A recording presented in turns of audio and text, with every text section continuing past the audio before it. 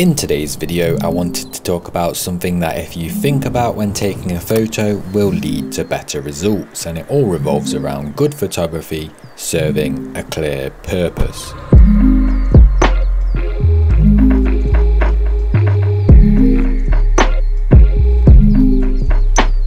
Hey guys, welcome back to the channel. If I'm being completely honest, I'm not 100% sure where I even am today.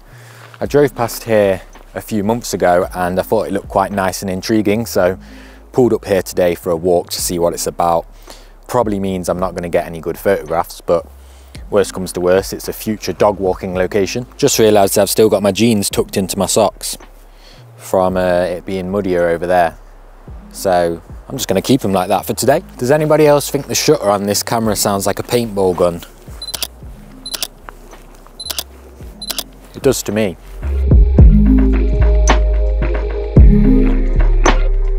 So in a recent video of mine, I spoke about how, in my opinion, not all photos that you take need to have a deep meaning behind them.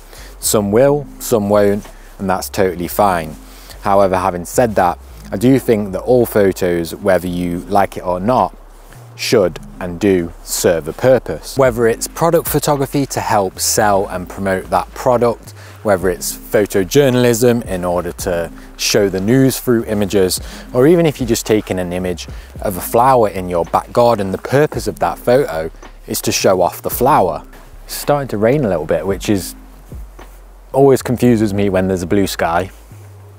Maybe it's the wind carrying the rain, or maybe it's just dew in the air. Anyway, for me, when it comes to great photography, the purpose of the image should be 1, easy to recognize, and 2, executed to a high standard. Bad photos tend to not serve the purpose of the image very well, or be very confusing to the viewer as to what the purpose is. And I think this is where the very small marginal line is drawn between just taking photos and producing actual photography. Wish I brought the coffee with me. At least it'll be there when I get back to the car, unless my car's been stolen. The reason I bring this up in today's video is because I was scrolling on Instagram a few days ago, as you do, beer in one hand, pizza in the oven, and I came across a particular photo and I was confused. I looked at it for a while and I couldn't figure out what the purpose of the image was. I knew the type of area that the person was in order to take the photo, and I knew that they'd clearly been on a walk there in order to take the photo. And although the photo was somewhat sharp and the colours were nice, I was unsure of what I was supposed to be looking at. There wasn't really a subject per se. My eyes were just kind of darting around the frame, trying to figure out where I should look or what the purpose of the image is. This is the very last thing you want to do as a photographer. Leave the viewer unsure of what they're supposed to be looking at or what the purpose of the image is at all. That particular photo that I mentioned before that I saw on Instagram would have been fine if it was a quick one to fire off to your group chat on WhatsApp and say quick walk with the dogs, or a quick one to shove in your 2024 moments folder on your iPhone in order to remember that you went there. And you know, we all take quick snaps like that to send off to our friends and family just to remind them of what we're up to, maybe what we're up to on holiday, or just store somewhere to remember a place. It's absolutely fine, but like I said at the start, if producing actual photography is your goal, then there has to be more purpose behind the images. While I'm here, I've just realized how beautiful the light is back there at the end of the path. So what I'm going to do, because I really want a shot here sort of showing the journey of the path, if you will, probably a thumbnail image for this video as well. I've got a zoom lens which can punch in a lot further on the video camera I'm filming in, so I'm just going to swap over to that, put the camera on interval mode, which shoots an image every 3 seconds. Well, that's what I've got it set to. And then I'm going to wander off into the path and hopefully get a shot of me in there, because I'm not with anyone else in order to take that photo. But what I would do in this situation, and I think this is a very underrated function on cameras that not a lot of people take advantage of. I'm going to go into menu, whatever camera you're on, you want to find interval shooting mode. It's going to start after 5 seconds, it's going to take a photo every 3 seconds, and it's going to take 30 photos, and the AE tracking sensitivity is on mid, and that should do the trick. Shooting time, it says it will run for 1.5 minutes, so I'm gonna ramble off down there for 1.5 minutes and see what we get, and hopefully it'll be the thumbnail image.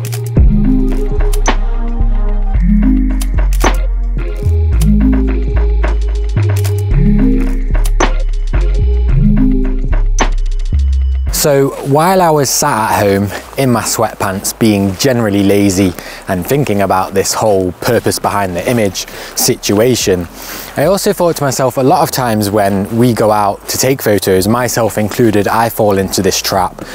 We see something we like, we put a few of those guidelines in place, like the rule of thirds or what have you, and we shoot the image and we move on. And of course, we all know photography guidelines are great. We want to implement them where we can, but I think far too often, again, myself included, we let the guidelines dictate how we take the photograph before we've even started thinking about the purpose of the image. For example, let's say there was a castle behind me there and I walked up to the castle, wanted to take a photo of the castle, and I said, right, framing the castle on one of the rule of thirds intersections. I've got my foreground, my midground, my sky or background, and my image is in focus from front to back. Took the photo, walked off. While the image of the castle I just took, well, the imaginary castle, did put those guidelines into place and followed a few of the photographic principles, and you know, might be a little bit pleasing to look at, the result is probably going to be pretty underwhelming because I didn't even stop to think, what is the purpose I'm trying to portray here in this image? Whereas if I walked up to that castle and said to myself, right, the purpose of the next image I'm going to take is showcase the route up to the castle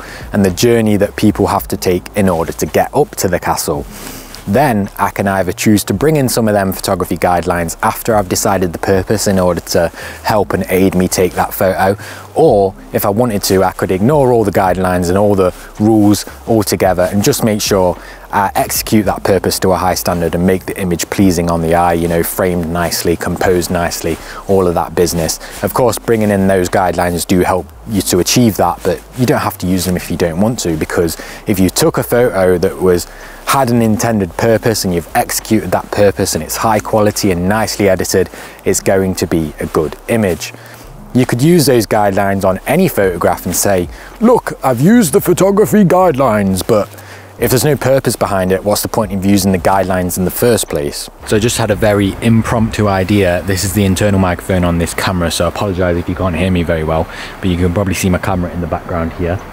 And this portion of path down here, when the light changes and slowly creeps out of the cloud behind me there, it's casting a huge shadow right in the back. And what I'm going to do is I'm going to go and stand in that shadow, and then when the light pops, I'm going to take one step forward and hopefully capture a powerful silhouette of me just slightly walking out of the shadow. Don't know if it's going to be an absolute waste of time or not, but let's see if we can do it. This is inspired by a photo book that my dad recently bought me, where the photographer really plays around with super heavy shadows.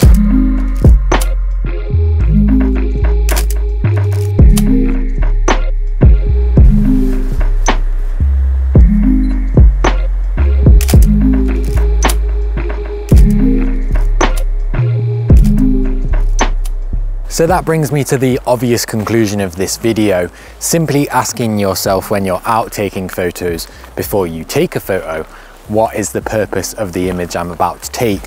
And then trying to fulfill that purpose the best way you can, in my opinion, will yield you much better results than any other sort of photography guideline or rule that you could follow, because as I said at the start, great photos fulfill their purpose and bad photos tend to be confusing as to what the purpose of the image is at all.